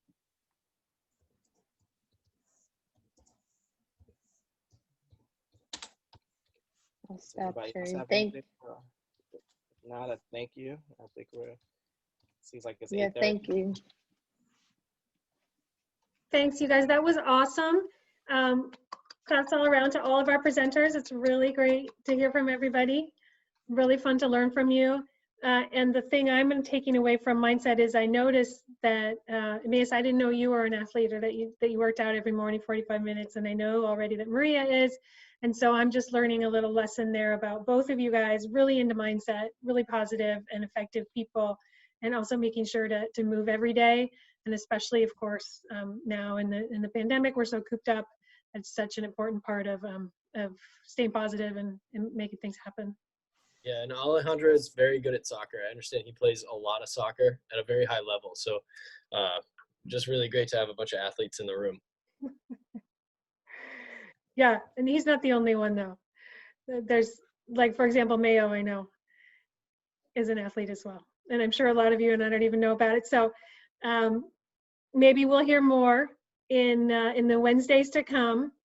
There are only 3 more of them plus demo day. But really excited to see you all then. Thanks for being here. Hang around if you've got any questions. Reach out to us. And oh, the survey. Please do the survey.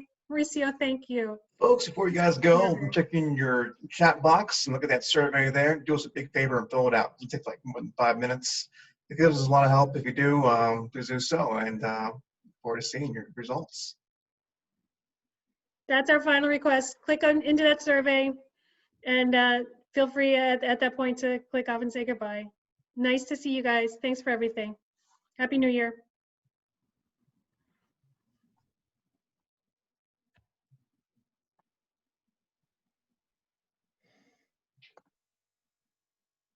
LaShawn, I should be able to look at that. I might be able to look at it tomorrow.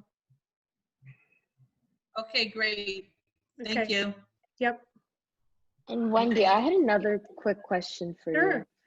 you. So I know when I was emailing you and you were saying this is kind of a branch off the question that I asked you earlier, but I just want to make sure I'm doing the video right. Yeah. How you said to talk about like high level functions like margins and revenue, but because people are going to be watching this, like, should we not be saying like our sales, and since it's going to be like a public, or like what do you recommend? So I don't think your sales needs to be a private number unless you don't want Okay. to talk about it, right? I wasn't sure because I didn't think it had to, but I know some people are like, oh, don't talk numbers. So I wasn't sure if that would be like appropriate for.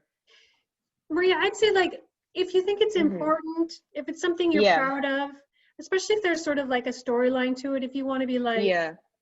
you know, I quadrupled my sales last year, right? Mhm. So if you can say I went from, 10,000 to 40,000, like Mhm. that's a thing to include. Okay. So All right. as long as it's a part of the story. It definitely is. Okay, cool. That's what I wanted to make sure because I wasn't sure about. Okay, that cleared it a lot up for Sure. me. So Josh, thank you. Josh, do you want to add to that? Okay, thank you. I'll send you Sure. my video this week. I'm filming it Friday, so you will get it Friday. Okay. Thank you. And Bye, don't, Wendy. I hope we're not in trouble with the coach. I hope you're not No, it getting was on us. time to go. No, it was time to go. Don't worry. And This I is know you're definitely gonna, a good reason though. I know you're gonna keep being active, right? Oh yeah, I ran 10 miles this morning. Don't Oh worry. my God. We're still in. No worries. No Don't worries. worry. All right, I'll see you Wednesday. Okay, see you. Thank you. Thank you. Joe, I did send you that email, so I want to give you whatever you need. But I Okay, also that's want, it. Go ahead.